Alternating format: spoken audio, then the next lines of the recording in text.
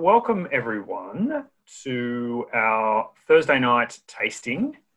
For those of you who have not met me, my name is Mark. I'm the head wine buyer for United Cellars, and I have the great pleasure of running these events every Thursday night. This, I believe, is our 14th online event, so they seem to be going pretty well, and we seem to be getting a few of you lovely people coming along to join us. I've also got here with me my team assisting me in the background, pulling all the strings. We've got Jane. Say hi, Jane. Hi, everyone. And then manning the Facebook live stream will be Luke. Hello. Hey, Luke. How are we doing, guys? And then, of course, we have the head winemaker of SC Pannell, one of our, United Cellars, one of our favourite wineries, is Mr. Steve Pannell. Hi, everybody. Evening. Thank you for sharing time with us. Great to have you, mate. Thank you, mate. And if I could just ask everyone, first of all, to, if possible, if you haven't already done it, I can see there's plenty of open bottles already done, but what I would recommend is having all three wines poured in front of you if you could, because we'll be kind of going back and forth between these wines this evening. Obviously, the focus of the night is the magical grape variety that is Grenache, and you'll see three quite unique styles of Grenache here tonight that obviously Steve's going to talk about in some depth, but it'd be great for you to kind of see side by side and come back and forth between them. So if you don't have that opportunity to put three glasses in front of you, that's fine. We're just going to start with the Basso Grenache, which is the one with the amazing label, the amazing purple label. I'm going to start with the Basso. So first of all, I'm just going to hand over to Jane for a second, who's just going to run us through our next, our offer for tonight. Awesome. Thanks, Mark. So for those of you who have been to a few of our tastings before, I know you're used to seeing Luke here. So he's actually away this week. So I am Luke's replacement, but don't worry, we got another Luke to replace me. So we have one at all times. So hopefully I can fill his boots because he does a great job. But as a lot of you are familiar with this, but for those of you who haven't done this yet, we will be doing our Win Your Favorite Wine competition. So on the screen now, you should be able to see our SMS number along with a few codes for each of the wines throughout the evening. So I recommend to wait till the end and you've tried them all and maybe gone back and tried them again to pick your favorite. Just a little bit of housekeeping on that. Just make sure you do put your name and email in there because we can't enter just a mobile number, unfortunately. And that way we can contact you to give you a wine. But other than that, yeah, just the number will appear throughout the slides through the presentation. And yeah, don't forget to enter. We'll be doing spin the wheel at the end of the night. And yeah, good luck. Famous wheel. So thank you very much, Jane.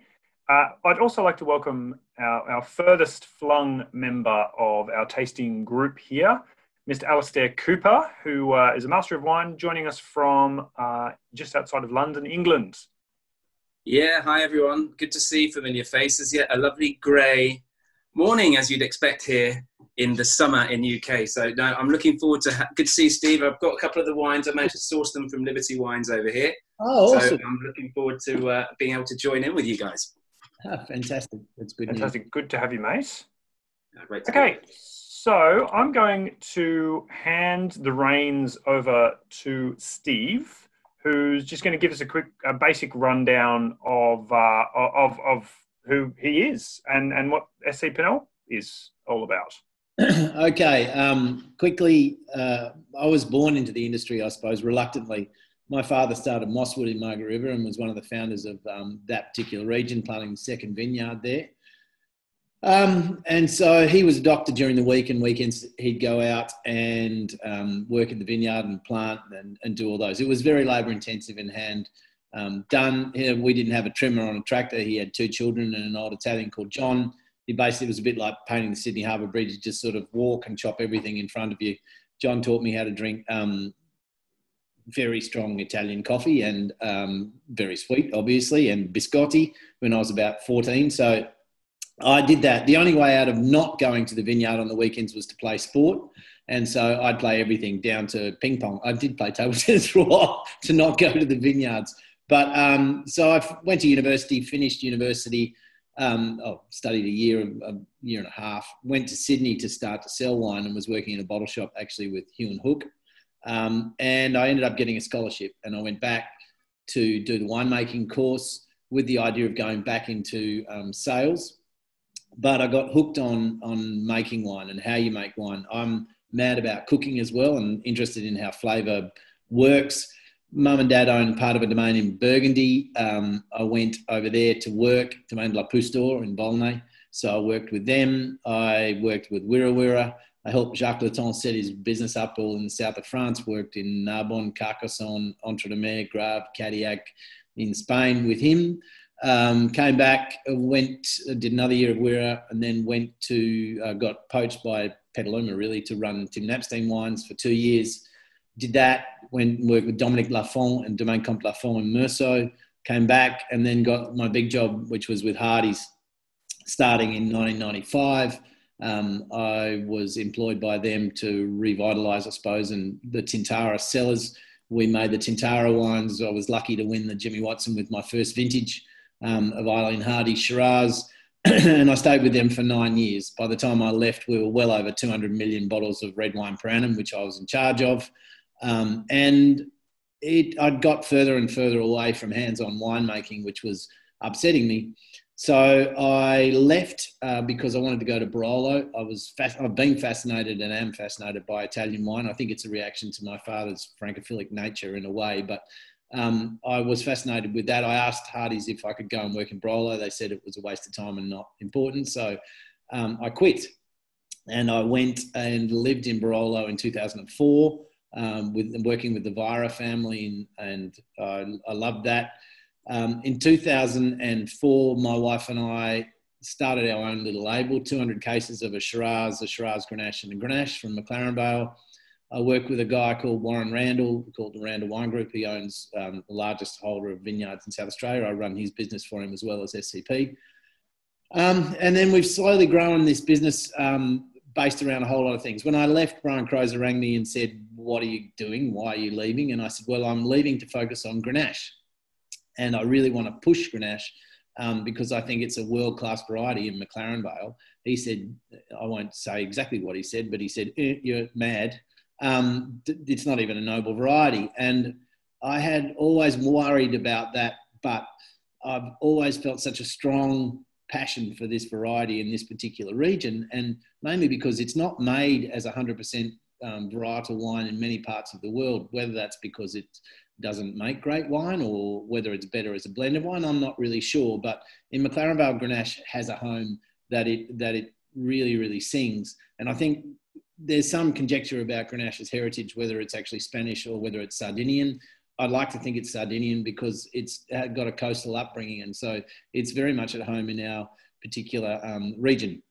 Why that is the case, it makes, well, being a maritime climate, we tend to make wines that are softer, fruit-driven, rich in the middle, and low in acidity. So we've got to pick really great varieties that are tannic and acidic to sort of prosper in this region. One of the things that Grenache does particularly well, it has a very, very low pH and it maintains very, very good acidity. So that's what makes the wine so stable and have such great longevity. So we make 2 single vineyard Grenaches. This is the second release of the Smart, which you'll see. And then we have Old MacDonald, which was the first single vineyard wine I made and has been a single vineyard wine in our portfolio since 2004. 2 years ago, we decided to release Basso, which is the first wine that you're seeing. With all the advent, we now have over 40 large oak vats, which we mature. All the Grenache goes into these large oak vats. And then coupled with that and also with screw cap technology, we felt very confident about being able to make a low sulfur Grenache, and especially with the march that's gone on with the natural wine movement, which I think is many, many good elements too, about wine having character and not just alcoholic jam, but wines of great definition and character are really important. And so Grenache And this particular wine in Basso, which Basso is Latin for low. So you can see the label, he's buried under the ground. And so that's where we do all sorts of rude things to little Steve. That's the logo. But he's buried there. But we wanted to make a low sulfur Grenache. So it goes into bottle at about 25 parts total, which is about a quarter. I think the standard for most natural wine is 30 to 35 parts total. So it's a blend of a couple of vineyards. Most of them are over 50 years old. And the first vintage of this wine won the Stoddart Trophy for us. So we're really, really pleased with how well this wine has done. The most important thing about Basso for us, it's a wine that suits our climate. It has been a long-term, I suppose, conundrum for me that I live next to the ocean full of seafood and I'm a mad fisherman. And we make that, where McLaren Vale is responsible for making, or synonymous for making, large, ripe, alcoholic red wines, which do nothing to do with seafood. So there's got to be a push for all of us to make red wine we actually want to use and drink. And I think there's some parallels with what you see within the beer industry, that at some stage somebody forgot that you actually need to drink these beers. It's about high alcohol, high hops, lots of bittering agent, and they're fantastically flavoured and interesting, but you can't drink them. So that idea of being able to utilise wine and drink it and treat wine as a food, not as a status symbol, is really, really important for us. And that's why we still maintain a very, James Halliday said to me, you could charge 4 times as much for your Grenache. And I said, I really don't want to. We charge for our wines, and we like to think that our wines are good value for what they really are. So Basso is unfiltered, it's unfined, and as I said, it's low sulfur. So it's as close as you get to a natural wine that we make. I don't really love the term natural wine, because all wine is natural. They like to use the word living wine. All our wines are not dissimilar to that. We don't use pesticides, we don't use herbicides, but I don't need to sell my wine by the way that I grow my grapes or make my wine. I want you to buy my wine because it tastes good. And I think that's one of the things that we really need to get back to, is empowering consumers to go, do you like the way it tastes? Because unfortunately, a lot of wine is sold not because it tastes good. And I think that's a problem. I would completely agree, mate. That is a fantastic introduction to everything we're doing tonight. So I thank you. And I could not agree with you more that, you know, a lot of the time it's the kind of the label or the region or the critter on the label. Even a journalist giving a wine 99 points. I mean, you can't pigeonhole a wine and go, this wine is worth that all the time for the rest of its life, no matter who you're with. I think a very good friend of mine who's a chef said, wine and food is a conduit to a conversation. It's not the conversation. I make wine for you to sit down and enjoy with your friends and to heighten a memory and experience.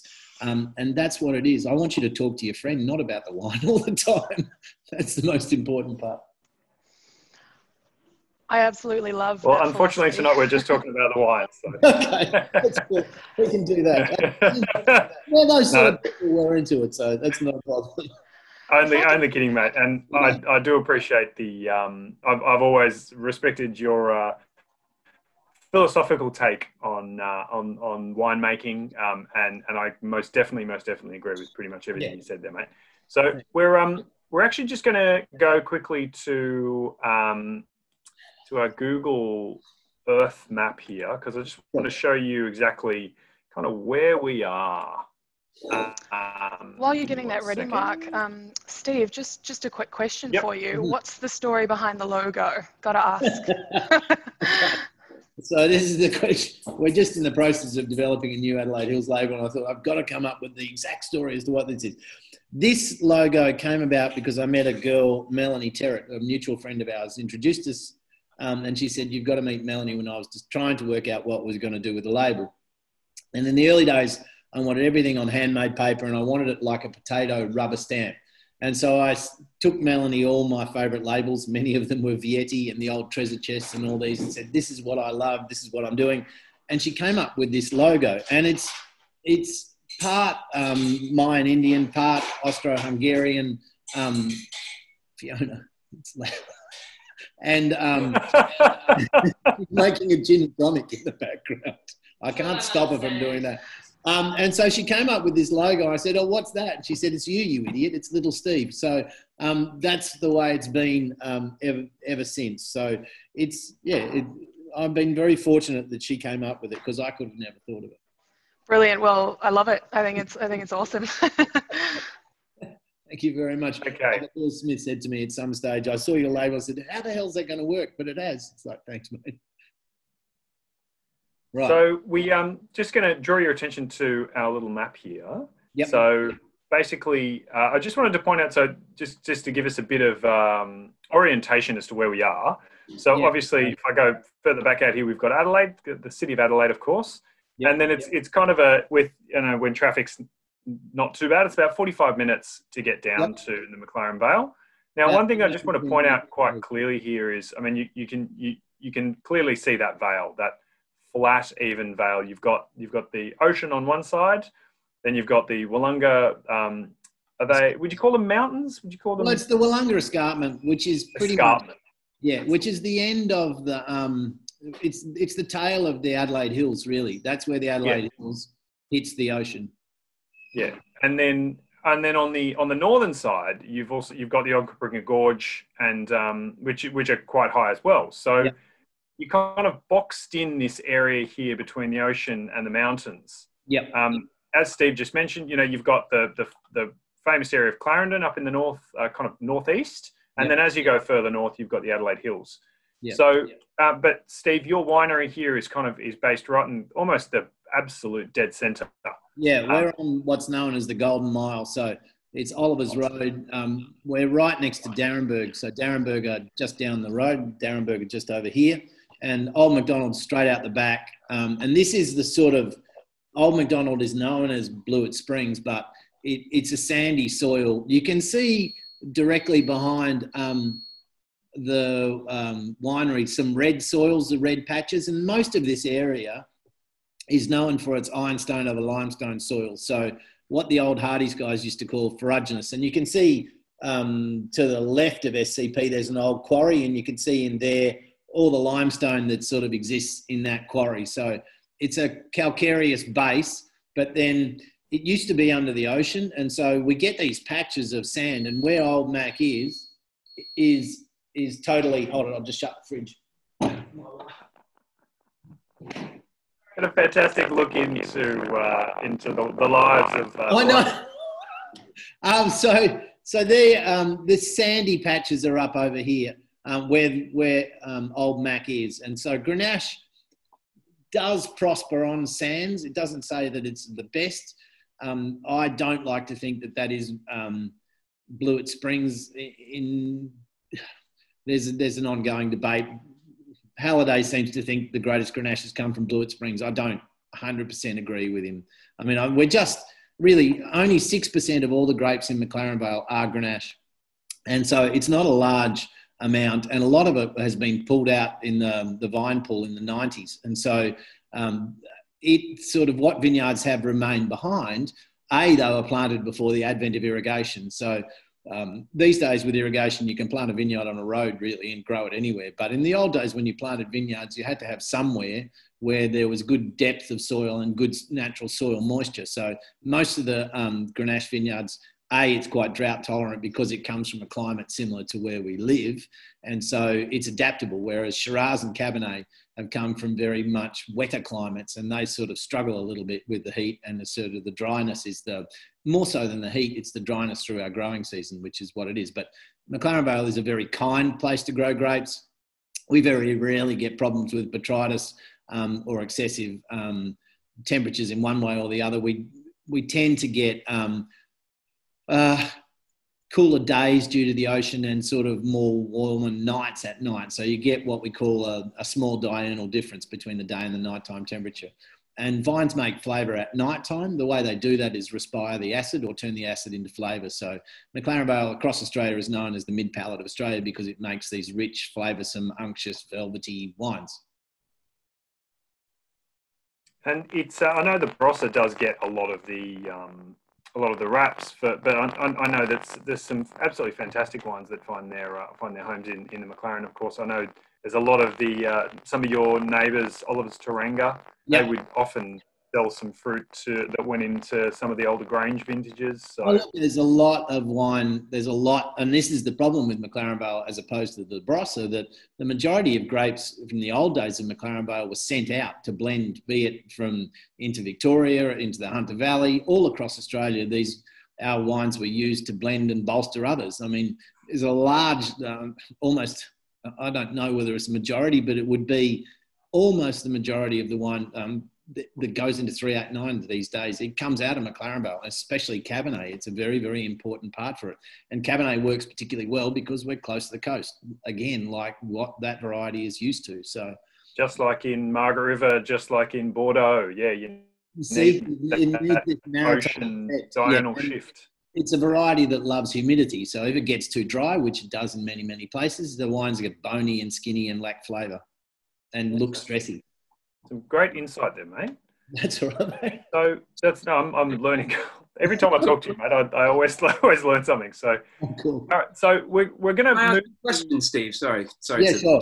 Again. How important? Sorry, Ali. How important for you is vine age when it comes to Grenache specifically? Oh, look, I mean, everybody talks about it, but I mean, yeah, it's a bit like basket pressing. It's a sales tool. I mean, really, if I lined up a whole lot of wines that were or weren't basket pressed, no one could tell. Really, it's the same if I did it with biodynamics or well-made wines. It's like, so vine age is an important part of a vine, but it's more important in the first, say, 12 or 15 years of the vine.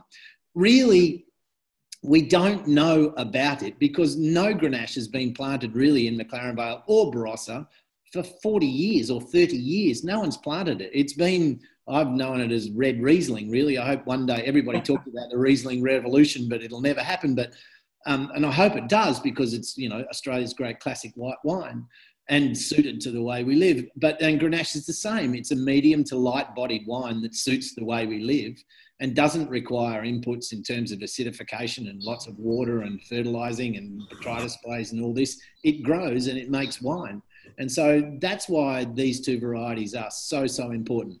We've planted a Grenache vineyard. The one that I have made off that I know is okay is I've made Grenache from a 10-year-old vineyard. And in showing people who buy this wine, because we sell it as a bulk wine for another business, it was always sold out straight away. So vine age is important. It's not dissimilar to human age. I think by the time a vineyard is somewhere between 12 and 13, you can have a conversation with your child and you can make a respectable wine from that vineyard. It's got to do with the root dynamics, really. We need to get a good root system that goes a long way down because the soil temperature gets cooler as we go down and the vines stages change at a later point or more regular way as it has a larger root system. So, and it gets balanced between the top. If the top of the vine sees too much sun, it sets too much fruit. So as it gets a decent canopy, it starts to self-regulate. So somewhere between 10 and 15 years, you're making a pretty good wine. 21 years, you're making really good wine, just like a human. You're growing up, you're sensible, you're set free, away you go. So it's important, but it's not as important as everybody would like to tell you. Yeah, agreed. Great. That's nice to hear. Cheers, Steve. No worries. Awesome. Okay, so we will go to, I'm just going to switch back to our... should, I suppose, talk about the characteristics of Grenache. Now, we're going to move on to the next wine, and we are going to have a look at the Smart Grenache. Now, I've had to do a few double takes here because these wines do definitely look very, very similar. Yes. So for anyone who is confused about the bottles, just turn it over to the back and you'll see Smart Grenache. It is the quite vibrant pink one that we're going to be drinking right now, the Smart Grenache. So under SC Pannell, you'll see Clarendon written for the Smart, and under the SC Pannell, you'll see McLaren Vale for the Old McDonald. So that's the difference between the two. So let's go up to the Smart Vineyard here. So again, I say thank you to your team for giving me access to the exact coordinates of where this wine is. So as Steve said, we're up in Clarendon. So you can, as you're in McLaren Flat and in McLaren Vale, the town of McLaren Vale, you can have a lovely lunch down there, and then you kind of drive up through Blewett Springs and then up through Kangarilla and then up Kangarilla Road and up into up towards Clarendon. So here we are. Is that another quarry I see there? The quarries are back down here near Corriol. So, that might be a dam though, I think. Right, a dam, yeah. Yeah, it'll be a dam. It's an old dam. Yeah, on a neighbour's property. So you can see, I mean, first thing that grabs my eye straight away is the this kind of, it's not just straight lines I see in the vineyard rows. So to me, that speaks of a bit of a hillside. Yeah, so that vineyard there is actually the Hickenbotham vineyard, so from Yangara. So that side of the road, that's all the original Hickenbotham vineyard. If you go right a kilometre, that becomes Adelaide Hills. So we're right on the border of the Adelaide Hills. We're at high altitude, yes. You can see some of the red soils that's sort of poking through. And then this patch where the bottle is itself is the vineyard. It's a Grenache vineyard that's all the way out, and it's lonesome, really, out in the middle of the boondocks. It's planted by a guy called Bernard Smart. It's not that the wine makes you smarter. It's planted by Bernard Smart. Oh, go on. That'd be useful. That'd be a good sales pitch, wouldn't it? I don't think we're legally allowed to say there's any benefits of wine whatsoever. But anyway, we'll take it. I like the double entendre anyhow. So, yeah, that's where the block comes from exactly. The one that runs at an angle to that still goes to Jeff Merrill's Rosé, which is somewhat of a travesty, but at any rate, so lucky Jeff. Bernard started selling me the grapes after much nagging 3 years ago, and we started to work with them from there. And it's one of the great vineyards of McLaren Vale. Wollonga 100 get their stuff from here. Thistledown get their stuff from here. Who else does? Ministry of Clouds do. They're the main, and obviously Jeff Merrill. So we're the main ones that get Grenache out of this particular vineyard. It's all bush vine. It's all low trellis. It's all dry grown. It's sprayed with a knapsack by Bernard. We do get a little bit of botrytis in it sometimes, so it doesn't tend to get any whole bunch. It ripens later. It's on very, very old soils. So some of the soils, because we can't say every part is, the oldest parts of this soil are over 700 million years old. So it's some of the oldest soils growing grapes in the world. I was talking to an American journalist who's done a lot of work on this, and he said, I can't think of another that comes to that age. So they're very old, very poor soils. It yields, regardless of the year, up, down the same amount every year, roughly. And it makes a wine that's very, very low in pH. So it has a very stable, it never sees any acid addition at all. We usually pick it 10 days to 2 weeks later than the old McDonald. It's a nuggety ball of intense flavour, this wine, and always is. It's compact, it's dense. The whole flavour of this wine irradiates out from a central point. And so it's a wine that this is its second release that we're coming to understand. And I love the expression of what this 2018 has done. So, yeah, I hope you like it. Grenache is a tannic variety. That's one of the things I would say, that when we, with the wines I used to make at Tintara, that certainly the Grenaches age better than the Shirazes do. And that's because of the low pH. These days, we don't, in the old days of making Grenache, people tried to make, because Grenache was medium bodied, make big, fat, ripe Grenaches because they thought they were compensating or trying to overcome its natural status of being a medium-bodied wine. I don't do that. Sort of since 2008, I suppose, we've embraced that medium-bodied wines are the wines that I love to drink. And we sort of pick them at about 13.5 potential alcohol, and that's it, regardless of what's going on with both of these two vineyards. It's not about me as a winemaker. It's about the expression of the site of the grapes. And so taking me out of the picture, because I think when you look at all great wine from around the world, be it Burgundy, Barolo, wherever it is, it's about place. And so that's got to be the driver behind it. It's not about tasting like a French or American oak tree. It's about vineyards and grapes. And so we really stand back and let the wine come through in its own way. There's no whole bunch. It's aged in one large vat. That large vat, again, is not filtered, not fined, and bottled. And that's pretty much how it is. I think this is how we're going to make great wine in Australia, that too much of what Australia is known for is who made the wine rather than where you made the wine. And it's our responsibility now to find these great bits of dirt and earth and let them express themselves. If I could just quickly jump in, I've just noticed that we actually, just to make things even more confusing, we've actually put the wrong bottle image on the Smart Grenache. We've put the Old McDonald's one here, and we've put the Smart on the Old McDonald's. So you'll be right. I sincerely apologise for that one. Okay, and the 19 is going to have Smart written on the front and Old McDonald written on the front. So thank you.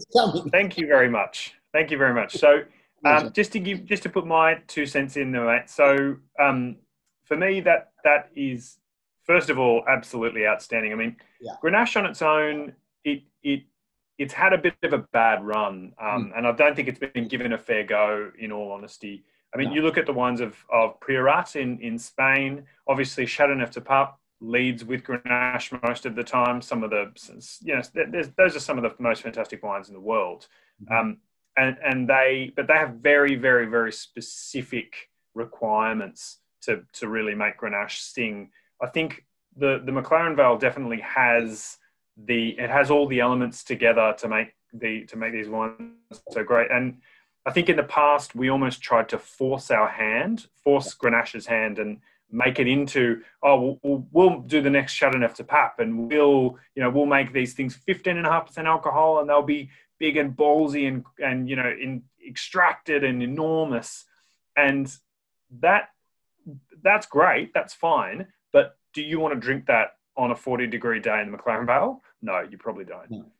So, and then I think the pendulum swung back the other way, and I was seeing a whole lot of these, whole bunch Grenache and super light carbonic Grenache, and I mean it's not really been given the opportunity to just let itself be, and I think that in a sense actually speaks to the versatility of Grenache as a grape variety. I mean, you think of this is honestly, this is a true story. I wrote in a Master of Wine final exam. I wrote it's a fantastic question that was, if you had to save 2 grape varieties on the planet, what would they be and why? And my answer was Grenache and Riesling. So it's very funny that you said Riesling before as well. So, and the reason for that is literally because of the versatility of those two grape varieties.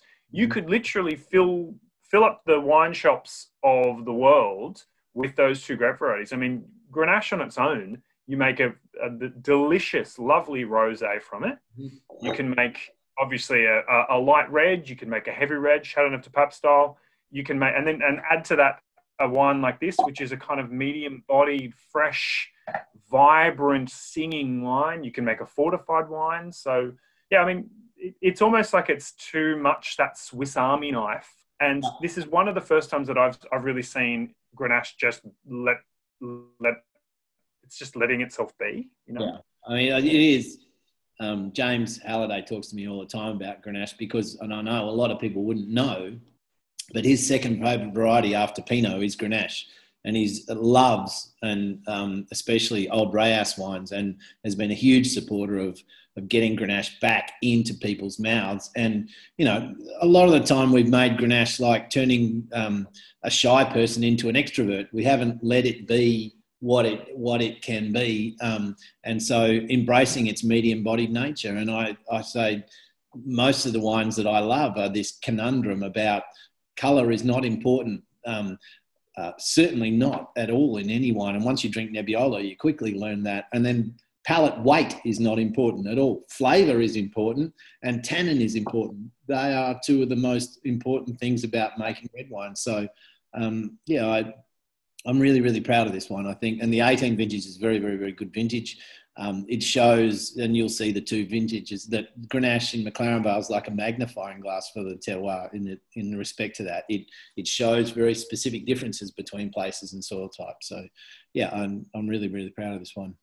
It should be, mate. It is absolutely delicious. So let's get a bit of a show of hands on, you know, who loved that wine. Any takers? Yeah, we've got some hands going up here. Yeah, nice. I think that's an absolutely gorgeous example of, yeah.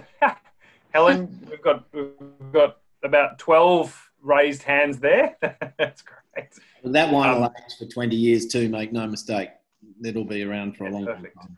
And everyone, don't forget, if you have any questions at all for Steve, for Mark, for Ali, please type them in or unmute yourself.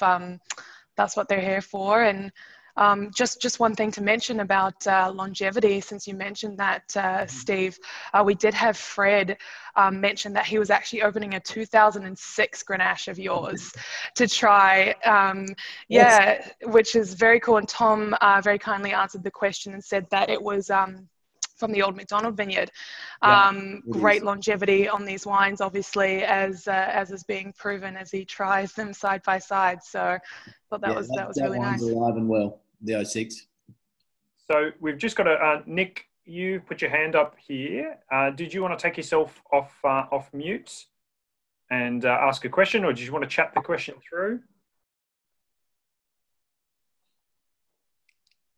I'm not sure if he's got a microphone to do it on. No, he does not have a microphone. Hey, Mark, it's James here. While Nick's struggling with his unmuting, hopefully you can hear me okay. Yeah, of course. Yeah, of course. Yeah. Hey, look, Steve, this is fantastic. I've got a bunch of us here who are a bit shy on the video. But hey, look, I was going to ask you if you were a frustrated Pinot maker. But it sounds like it should be the other way around. The Pinot makers frustrated Grenache makers. Look.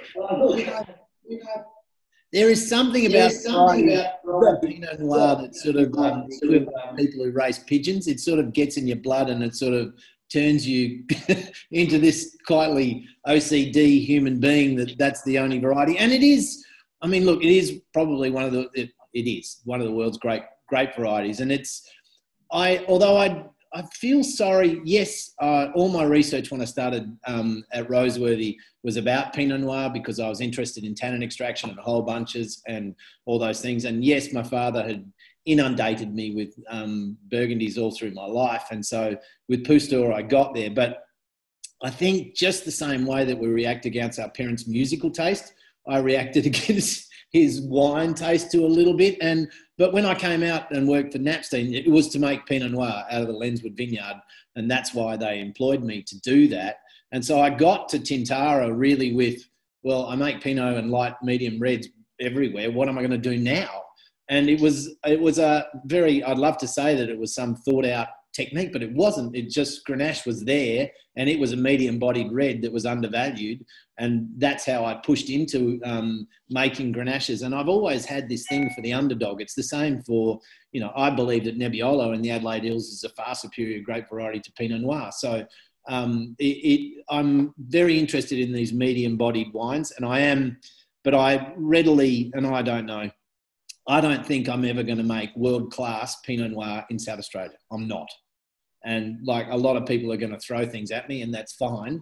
But as a person that's seen what that variety can do everywhere, it's not for me. It just gets a eucalypty green character in South Australia. And I've tried and tried and tried, but it just doesn't work. Whereas Grenache and certainly Nebbiolo do work in these varieties and they are world-class. And I think one of the hardest things as a winemaker is to admit defeat a lot of the time, because I think we're our own worst enemy with blowing hot wind in whatever direction you want to blow it to say that we're perfect. And one of the easiest ways to explain that is there's very few winemakers in the world who are great white winemakers or great red winemakers, because we get pigeonholed and I think we believe our own bullshit so much that it's very hard to take yourself out of it and objectively look at what you're doing. So that's what I try to do. Does that make sense, James? Very good. So no, mate, absolutely. So we've just had Nick was just saying, I think it's best to just chat it through. So thank you, Nick.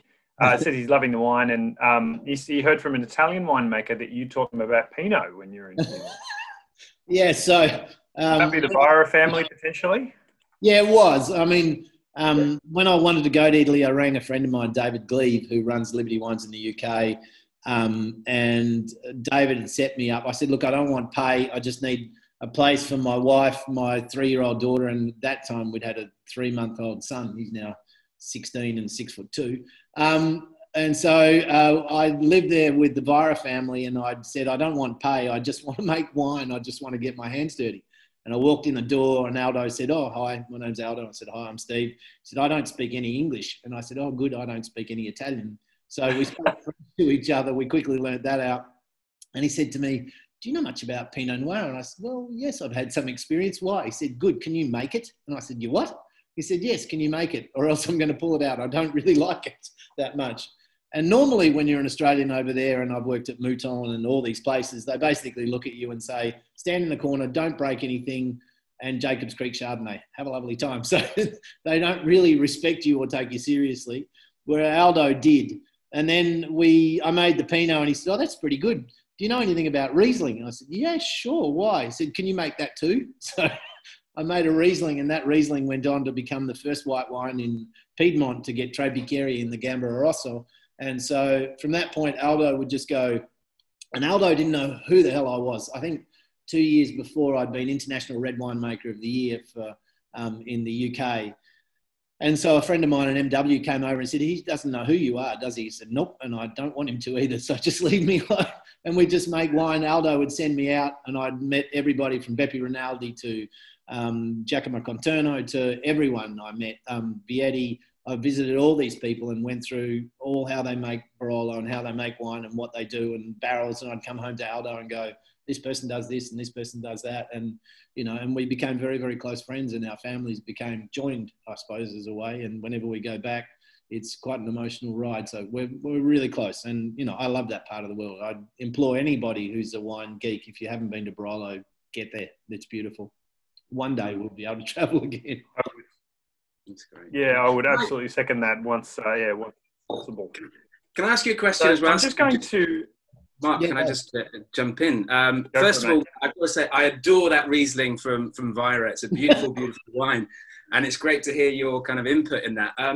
Just going back to Grenache, we've talked about Italy, obviously not with Grenache. We've talked about France, and Australia, but we haven't talked about Spain. And I think when we talk about Grenache, perhaps we have to look at Spain. And going back to what Mark was saying, the versatility of Grenache, you know, and we can look at the sort of high-toned, perfumed Grenaches or Garnaches that are coming out of Gredos, which I think are just absolutely beautiful. Yeah. And then we can look at Priorat, where we're showing this really denser, heavier mineral style as well. And obviously, I believe in Australia, you don't get quite as much access to Spanish wines as you probably should. What influence or how important do you see the evolution of Grenache when you take into context Spain as well? Yeah, sure. So I was consulting to Catena Zapata in Argentina about, I think it's about 7 years ago. So I was in Mendoza and I ran across this. I was just sitting down having my breakfast, and I travel with my own tea because I love tea. So I had my own Darjeeling, and this dude came up to me and said, oh, hi, how are you? And he was the sommelier from El Bulli. Okay. And and so we got talking, and we'd have breakfast most mornings. And he, a year and a half later, he rang me and said, are you up for doing, his name's Augusti Peri, and he rang me and said, look, are you up for doing some consulting? And I said, what? You don't even know me. And he said, I've been watching and I've been tasting your wine. I said, sure. So he asked me to come and set up a project in Priorat with an architect who was actually the architect responsible for the opening and closing ceremony of the Barcelona Olympics, the one where the arrow flies into the... So his name is Alfredo Arribas. And so I consulted there for 3 years with those guys setting up wine. And I think Spain's been through a similar journey, what I call the Parkerization of wine, where it's about the bigness and the oak. And one of the biggest journeys, and it wasn't dissimilar in Argentina, it's like, we've got to get back to making medium-bodied wine where it's biggest is not always best. And one of the stories that Alfredo told me, I said, well, why did Priorat peter out? And he said, well, the people of Barcelona used to drink the wines, but they found them too heavy and too big. And that was one of the seminal moments of my life in making wine, going, bigness is not always what it's about. And that was the journey for a lot of us. And now we're looking for this restraint. And I think it's happening in pre-rate as well, in many, many places where it's about balance and elegance and drinkability. And all of those things do not mean that you've got to lack flavor or complexity. In fact, the greatest wines and the most difficult thing in being a winemaking is trying to incorporate two completely opposite ideologies, where it's about intensity, power, concentration, complexity, and yet you're looking for elegance, refinement, delicacy, finesse. And those two things need to be in this taut struggle between each other. And that's what makes wine great. If it's too obvious, if one is too powerful over the other, then it's not what makes wine great. You want wine that you think about, that changes with you all the time, that entices you and enchants you. And you have to have those things working against each other. And so that's for me what the art of. Anyone can make a super ripe wine where they give it shitloads of oak and over-ripen it and tannin and acid. And anyone can do that. That's not a problem. Making wine of great definition and refinement and delicacy and balance, that's where the art lies. Yeah. Fantastic. Just letting everyone know, I've just had a drill start underneath my desk where I'm sitting, so I might have to go on mute. Okay. For a couple of seconds. There it goes. There you go. Let's just have a look on the map. And Steve, I'm just going to hand over to you. We're going to go to the Old MacDonald Vineyard now. Yep. So Old MacDonald is directly behind us. It's probably 300-400 metres behind the winery. It's part of the original Lower Tintara vineyard. So you can, where are we? Blewett Springs is Old MacDonald's Road to your left. There we go. So it's a contour again. There's Darrenberg up on the left-hand side. You can see there, that's 28 Road that runs alongside there. There's the quarry. And then if you keep going north of there, that's Seaview, Corriol, all up that way. So, and then Upper Tintara is over to the northeast, I suppose. This is part of the original Lower Tintara vineyard. And you can see sand.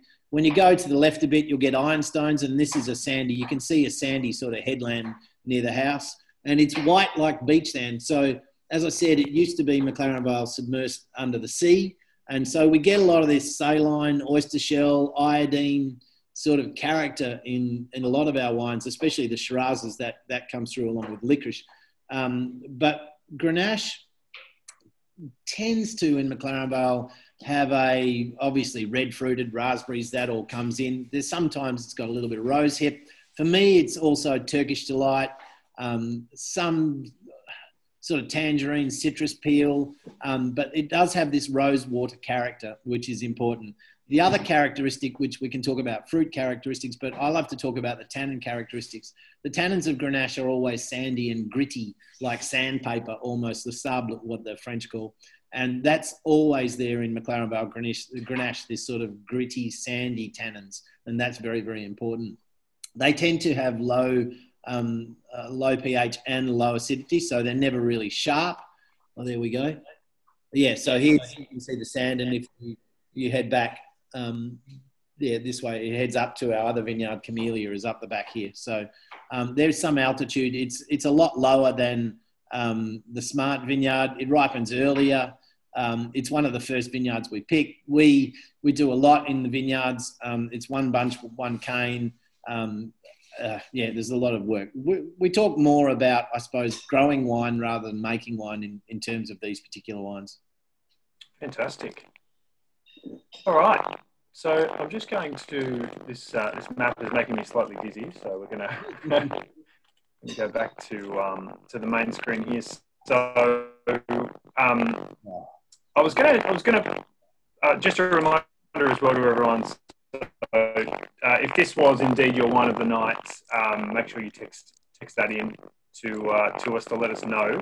I did get a lot more generosity in this wine, a lot more, like that. Like you were saying, it's the mid palate of Australia, you know. So the flavoursome wine. I mean, it will age, this wine too. It goes and goes. It's more tannic, I think, than the other wine. It shows more of those gritty, sandy tannins, but it's got a plusher texture to the wine.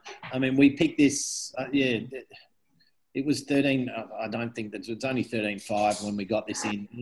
It was one of the first it is the first red grapes we pick just about every particular year. So there is some whole bunch in this, about 20% whole bunch, has been since 2010. It's made with the same technique. And it goes into one large oak vat. And again, not filtered, not fined, lower sulfur, about 60 parts total. And that's it. Fantastic.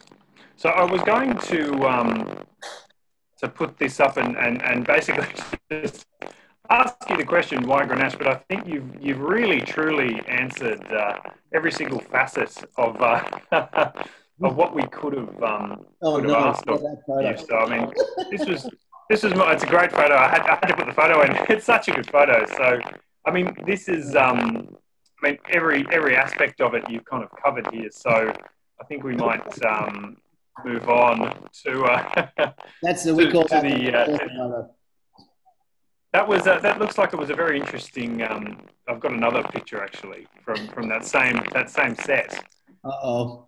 It was a very interesting photo shoot. It looks like. Yeah, look, I've got this crazy friend who's a journalist, Richard, and he pushes. Well, we just pushed the envelope as how far you could go. I mean, I do. When we put whole bunches in, when the fermentation ends, and we used to do this in Burgundy as well. So here's the Pinot application. Putting 20% whole bunches in at the end of fermentation, because alcohol, Grenache tends to be quite alcoholic. You can't leave any whole raisins go through because it might stick and then you'll get Brettanomyces. So right at the end, after about 12 days on skins, I'll jump in and hand crush all the grapes that are in there and just extend the fermentation out just slowly so that it just keeps ticking and ticking along. And that's like continuing to stir a cup of tea with sugar. So you know that you can dissolve more sugar if you're stirring it. And so if the fermentation is going for as long as possible, it'll keep the extraction going from out of the skins into the wine itself. So that's what's absolutely, and you can actually see a stalk near my ear. So that one was actually the Adelaide Hills Syrah.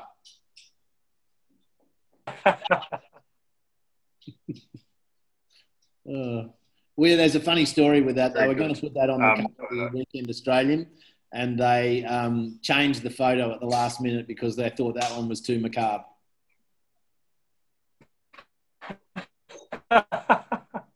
Love it. So, guys, we're getting towards the end here. So we are just going to do a last little reminder to everyone to get your, if there is a wine that you want to win tonight, get it in and we'll draw it in the Wheel of Wine. Jane, any questions from your side? I think we've covered everything at the moment. Unless anyone else has anything to ask, now's the time while we're getting those last entries in for the competition. Absolutely. And Luke, anything on the Facebook Live? Yeah, interesting question actually. Just obviously we've touched on why Grenache, we've touched on the wines itself, and obviously the history and the background of yourself and the winery.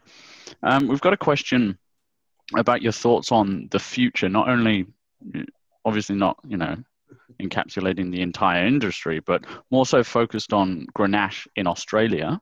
Yeah. What are your thoughts on the future for the varietal? Yeah, look, I mean, one of the things that we're struggling with is the world's getting hotter and drier, and that's an absolute truism. And one of the things I think we've struggled with Australia in particular is this desire to remake France here, and not just southern France, but mainly northern varieties in a hot, dry climate. And to be honest with you, Cabernet and Shiraz are wimps when it comes to, and they've come from a climate that's not at all like ours. Younger soils, much more moisture through the growing season.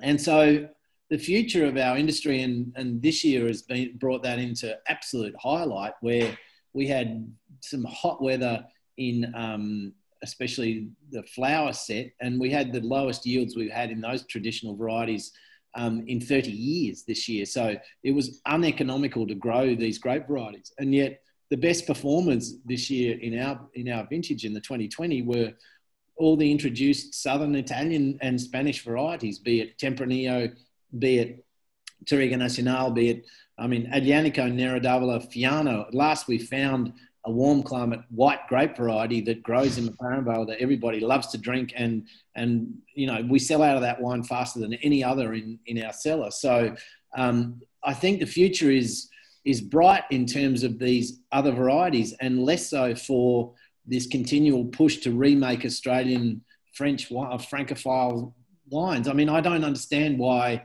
the ultimate success of an Australian wine is to make a Chardonnay that tastes like it comes from France. It doesn't make any sense to me. I mean, I think we need to be making unique wines, and we need to plant the right varieties that allow us to take out the winemaking. I mean, a lot of Shiraz is still made in this country where you over-ripen it and then you acidulate it and then you add tannin from a ground-up chestnut tree and fill it full of American oak. It's like, or French oak. How is that great wine? I don't get it. I think, as I said before, I think great wine obeys a very simple set of rules. It's about place. It's certainly not about winemaking. It is about viticulture. It's not about oak. It's not about technique. It's about making great wine. And I think those sort of things, that's where it's coming. We still are in this denial that we live in a hot, dry country. And just like when we got here, the first Australian artists, it took us 100 years before we could paint the colours right. I think we're still struggling. Most of the time when we go overseas, we're trying to shove Pinots down everybody's throat and going, we can do it too. And it's really cool down here, but it's not. It's hot. And, you know, when you sit back and go, right, name me famous, warm climate white wines, there isn't any. It's really hard to, you know, a Certico, maybe. And so there's not that many really that are. Alvarinho is another, I suppose, but they're not famous. And it's the same as famous red wines from warm climates, that it's this continual push about, and how we make warm climate wine cool again. I think Grenache plays a very, very important role in that. And it's happening more than ever before that these wines are being sought after. And it's all well and good for a lot of us to want to make wine, but unless we can sell it and somebody wants to drink it, it's all a futile process. So it's wine by the glass has revolutionized how we do the way that you guys go out to dinner. You don't go out to dinner now looking for a wine that you have already drunk. You want a new experience, and that's sort of fueling this fire. The problem is getting these great varieties into Australia and getting them into the ground as fast as we can, because it takes 5 years. And, you know, currently as an industry, we're not doing it well. You look at the wheat industry, they spend millions, tens of millions of dollars on developing new varieties and getting them into. We have left it to some private people to bring these new grape varieties into Australia. And I think if the government, on whether it's state or federal, want to do anything, it's speed up the access and start a vine arc or a vine library in Australia with all the potential grape varieties that exist in the world. There are grape varieties everywhere. There's 300 of them in Portugal. I've been in Croatia recently looking at white grape varieties. There's one called Gert that I would love to make. And so we've got to, I feel naive and stupid that I've focused so heavily on France when there's a world of wine that we can make. And it comes with less pressure too. When I make a Tempranillo or a Touriga or an Aglianico, I'm just making a wine and I hope somebody likes to drink it. I'm not trying to go, you know, with Pinot, it's a hard thing. It's like, is this more Pommard? Is it Côte de Nuits? Well, it's not. It's Australian Pinot. It's from here or there. So there's a lot to change and there's a lot to do. And I think we're embracing it. And more importantly, I think you guys as consumers are embracing it. And so that's a really good thing. Amazing. Thank you very much for that, Steve. Pleasure.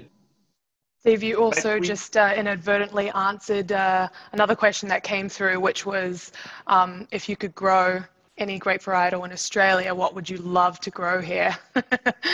Well, I mean, some of you guys haven't seen them yet, but there's a southern Italian grape variety called Aglianico, which, if you talk about Italy's great red grape varieties, it's Nebbiolo, Sangiovese, and Aglianico. And the Aglianico is we've just made our second release of it. And it's fascinating, and it makes really, really fabulous wine. And, you know, Neradavola does. I'd love to get Nera Mascalese coming into this country, because I think Nera Mascalese... Please make an Aurello. Oh, that would be amazing. It's not here. And I mean, we've got 9 Greek grape varieties coming through the system. Zinamavro is another one that I can't wait to make. Certico, Aietico, Maragosha, Mavradafni. It's like the list. I send Tom and my wife out of their heads with all the things that we want to plant. I mean, we just bought a vineyard in the Adelaide Hills to focus more on Nebbiolo, so we now own the Nebbiolo vineyard. We bought that And on a Monday, we signed a contract on a Monday, and it was on fire on Friday. So that has been a blessing, or I suppose it's been certainly a difficult journey with that particular vineyard. We lost $200,000 worth of grapes this year off that vineyard to smoke taint. So it's onwards from here, but we'll release Protero. We've bought the label as well. And so all our Adelaide Hills wines will move across to Protero, and that'll become a single vineyard label as well. So more Nebbiolo, Teral to go in the hills. Barbera's doing well in the hills. Look, it is enormous, the potential for what the things that we can grow in Australia. Yeah, Ali says Arinto from Portugal. Yeah, that's amazing you're doing Teral. That's going gangbusters. Yeah. So I'd love to see Arinto. I mean, has anyone planted Arinto? It's just such a naturally high acidic grape. And who's got Arinto? Yeah, they have. It's in the Riverland and it's here. So Arinto is here. Great. I'd love to see some of that. It's a cracking wine. Underrated in Portugal itself as well. Absolutely. Absolutely. All right. So I might just hand over the screen to Jane now. I'm guessing everyone's got their votes in, and we're going to draw the winner of the bottle of wine for this evening. Awesome. Got lots of entries to this, guys. So that's awesome. Just refreshing for any stragglers, but yeah, as you can see, we've got plenty in there. So without further ado, I'm gonna spin the wheel.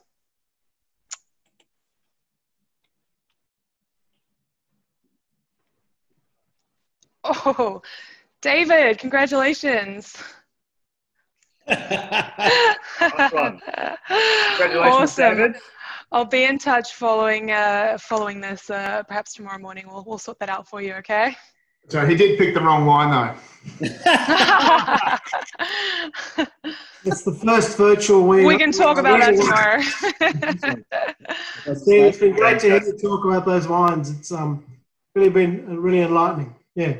It's a pleasure, mate. Thank you for listening. Thank you. Yes. So that's us. That's bang on the hour. So that's everything. Steve, I think you've crammed about a year's worth of learning into 1 hour. So, mate, I really appreciate it. As I said before, I'm not being facetious. Every time I speak to you, I learn something, and hopefully we can just keep doing it. So thank you. I'm always happy to help, guys. Yeah, likewise from the UK. That's been an amazing start to a grey day. So thanks, Steve.